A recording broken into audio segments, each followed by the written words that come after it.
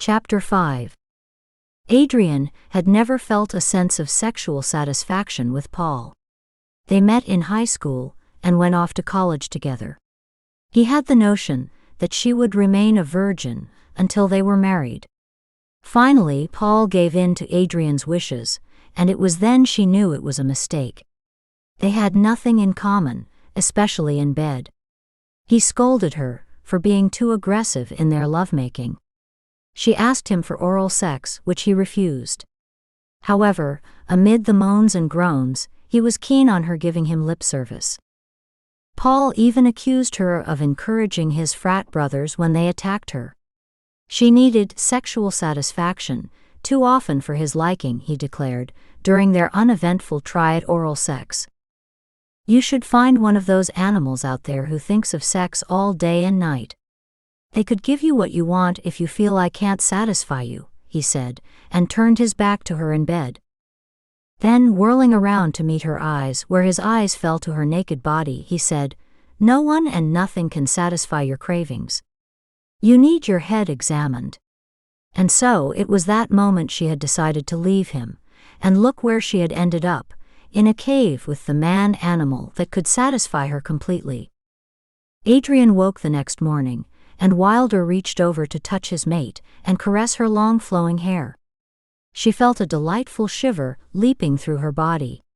He had never wanted another female the way he desired Adrianne, his instinctive response to her, intoxicating and baffling to him. Her body fit him so well he wanted to spend his days and nights penetrating her, until she couldn't walk. Then he would spend that time lying with her, soothing her, enjoying her conversations, to just while away the day in sexual bliss, her hold over him, greater than the moon which dictated his sexual life. He desired her all the time, every minute of the day. Adrianne turned and raised her arms over her head, giving a satisfied stretch and a pleasing smile. What do we eat today? I'm so hungry. See, you have my pup in you. He reached over and rubbed her stomach, and a small bump was visible to both. Adrianne glanced at Wilder, then her eyes fell to her stomach. That's impossible. I can't. She didn't complete the sentence. It takes months for a baby to even show. It must be something associated with the food I've been eating. That smoked meat for the last month is taking its toll on me. I need fruit and ice cream. Something sweet. See what I mean? It's happening now, Wilder said, as a broad smile crossed his face. Adrianne thought Wilder must have gone insane. How could this happen so soon, and to her? She couldn't have a baby or pup. She wasn't sure what to do. How could she face her family? What would she tell them? Hey, Mom and Dad, I have a werewolf child or werpup who just happens to be your grandchild. He or she would be shunned. No. No. No, that's not right. Why am I entertaining this idea of being pregnant? It isn't possible, she thought. Adrianne's mind and eyes drifted to the opening in the cave. What if I tried to run and get away? I could make it to the large ranch in the valley if I carried water and food. Then I could call someone to help me. At least she had a plan. She had to make her getaway at night when Wilder slept. She needed time away from him. Maybe she would come back later and explain why it was impossible for her to have his child or pup. Wilder slept soundly when he was drained from their lovemaking. He had so much energy that it would take most of hers to ensure that he didn't wake. Then she could make her way out of the cave, head north in the direction of the ranch, and survive long enough to make it through the ranchlands if it was less than a day's walk. What are you thinking, Adrianne? Wilder said. He spoke soft and easy with his strong voice. I know it will be hard for you at first. My world isn't easy, because I live in two worlds, that of human and wolf, but I promise you that if you accept me and our child or children, Wilder corrected his statement, pups, then you will never have to want for anything. I will love you forever. Only you, he said, his eyes wide with hope, his heart beating fast waiting for her answer. "I can't live in a cave," she said, as she lowered her eyes to prevent her from seeing the sadness in his eyes. "I will get sick and die. Do you want that?" "No. You don't understand." He clutched her shoulders with his large hands. "I can provide for you. My brothers and I will make sure that you will have everything you need, and if you want to travel and see your family, we won't prevent you." He looked at her incredulous face, took her shaky hands, brought them to his mouth, and leaned his head with his dark curly hair, before placing a warm kiss on her open palms.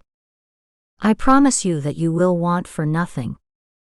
An angry Adrianne felt lust, need, and love for Wilder. That was what created the bond between them, but nothing else, and she didn't know how long that would last, considering the thought of being with 3 werewolves. It was that which scared her the most, and living in a cave or house for her entire life as a sexual slave to 3 werewolves. What frightened her more was what they would do when they found out that her womb was barren. "At this time, all I want from you is some fresh fruit," she said, staring into his bright dark blue eyes, an exciting face she could spend a lifetime gazing on if it wasn't for all the complications of life. "I'll hunt for some dewberries, and maybe bring you a rabbit or 2. She made a face. Wilder wanted nothing more than to please her, see her smile, and love him, but there was no pleasing Adrianne. She didn't know what was happening to her, but she was sure it wasn't something she had experienced before. She had to get out of that cave and get distance from Wilder, get some fresh air to breathe, away from his watchful wolf eyes. "Fine, and get me some soon. I'm hungry and I'm tired of smoked meat." Wilder stood, walked to get some fresh water and washed his face, brushed his teeth, and slid into a pair of jeans that hugged his incredible body. Never had she seen a body like his. She wanted to call him to her, and start their lovemaking over again. She couldn't get enough of him, she couldn't resist his chest and his arms holding her near him, and she couldn't resist him penetrating her. "He did this to me," she thought. She lost her mind when all she thought about was taking his large cock, rimming it around her lips, then making it disappear in her mouth, sucking it until it dripped with his cum, then guiding it to her folds, massaging her clit, then driving it into her vagina, which had opened wide enough to hug his penis tight, forcing the cum from his body and hers. She loved to watch his expression of sexual satisfaction, and the control she had over him, a werewolf, the most feared animal in the world, and she made him melt each time he claimed her body. She wanted a child. She wanted one with him if it were possible, but how could that happen, even if it were possible? How would he adjust to the world around as a half-human and half-wolf? That was why she decided that something had to be done, and she would forget her love for Wilder. When he knew the truth, he would leave her anyway, and after making love to a large werewolf, she would be of no use to a man. All these confusing thoughts made her head hurt, and she wanted to not think of any of it any longer. As soon as Wilder disappeared, she rushed to the cabinet and pulled out pieces of the smoked bear. She hated it, but it would sustain her on her trek to the ranch. Searching around, she found some animal pouches, which could hold enough water for her to make it there. Her plan was to wait until Wilder's return with fruit, because the sugar from the berries would provide the energy she needed to make the journey, but she knew that she should leave now that he was gone. Gathering a bag from under a makeshift cabinet in the kitchen, Adrianne felt tired. She couldn't get far if she took off now. He would only bring her back when he caught up to her. Her only choice was to wait until later. She needed something to eat. She hadn't wanted to eat the bear meat, so she skipped eating altogether last night. Feeling exhausted, she walked to the bedroom and lay down, waiting for Wilder. Her mind wandered, and she couldn't stop thinking about the absurd notion that she could be pregnant so soon. She smiled, wanting it to be true, but it wasn't. Is it possible the doctors are wrong? The question entered her mind. As Wilder walked through the opening to the cave, he made the change to his human form. As a wolf, he traveled fast, because he didn't want to leave Adrianne for long. His strong lean hind legs changed into muscled legs. His body was a running machine for chasing elk, deer, bear, and anything that moved that he wanted to eat, and he ate almost any animal. His 42 gleaming teeth dissolved into human teeth, and he stood powerful and naked at the mouth of the cave. Making the change proved agonizing. Wilder tried to stay in one form or the other for as long as possible. His search for berries had taken him outside of his territory, and he was glad to be back with his mate. If any hunters had found him, he would be dead by now. When traveling, he became a human, but when hunting, he was always a lone wolf. He felt weary now, and it was time to wake Adrianne and show her what he had brought. He stood in the doorway of his wolf's den.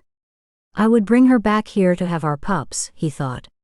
He pulled the heavy bear rug back. On his knees, he watched her lying half naked with her ample breasts exposed, which had filled out during her month with him. He knelt his warm, hard body beside her.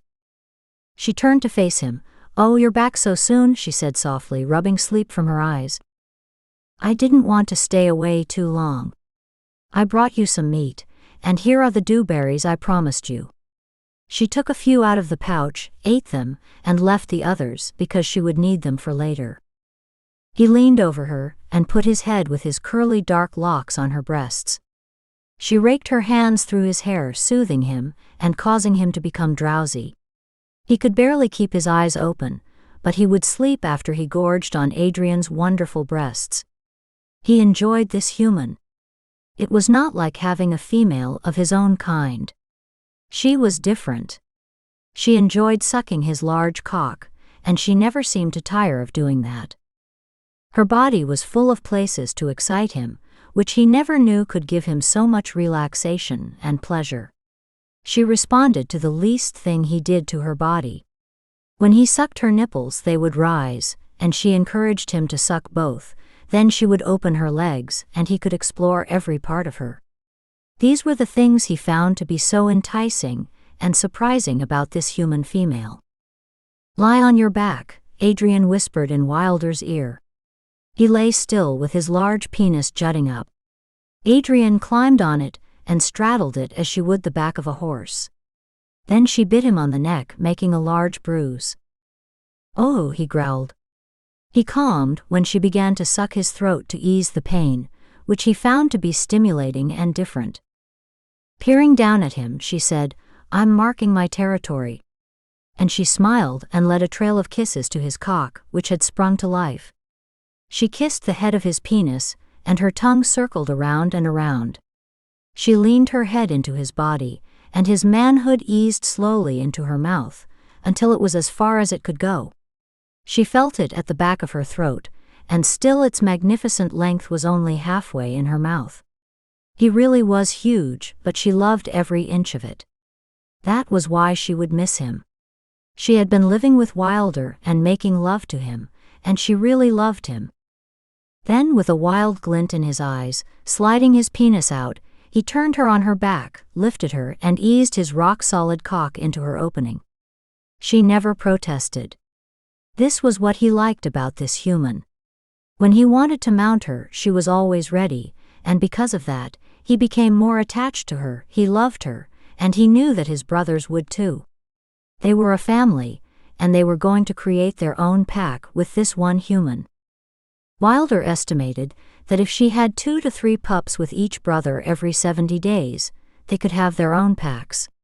If she was pregnant 5 times a year, with 2 pups for each brother and 4 pups for him, in 1 year, he could have a large pack, and no one could claim his territory and test the pack, because it would be strong, especially if it was full of male pups. He made plans as he considered Adrianne's beautiful face. For the first time, he didn't have to be the lone wolf.